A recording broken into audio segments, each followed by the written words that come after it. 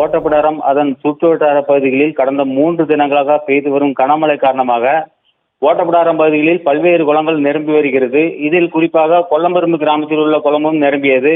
மேலும் இந்த குளத்திற்கு அதிக அளவில் வெள்ள நீர் வந்ததால் புதிதாக அமைக்கப்பட்ட மதகுதத்து வழியாக வெள்ள நீர் ஆர்ப்பரித்து வெளியேறியது. இதனால் கொல்லம்பரும்பு கிராமத்திலிருந்து முள்ளூர் செல்லும் சாலையில் கடந்த சில மாதங்களுக்கு முன்பாக பல லட்சம் செலவில் அமைக்கப்பட்ட கண் பாலமானது அடித்துச் செல்லப்பட்டது. இதனால் பாலம் மற்றும் சாலை இருந்த இடம் தெரியாமல் உருக்குலைந்து போனது. மேலும் கொல்லம்பரும்பு கிராமத்தில் இருந்து முள்ளூர் வழியாக விளாத்திக்குளம் செல்லும் சாலையில் பஸ் போக்குவரத்து உள்ளிட்ட வாகன போக்குவரத்தானது முற்றிலும் துண்டிக்கப்பட்டது.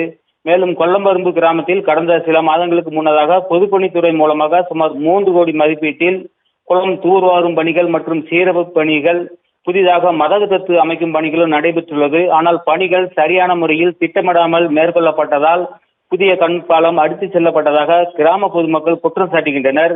எனவே போர்க்கால அடிப்படையில் சாலையை சீரமைத்து தர அப்பகுதி பொதுமக்கள் கோரிக்கை விடுத்துள்ளனர். ஜெயஸ்ரீ.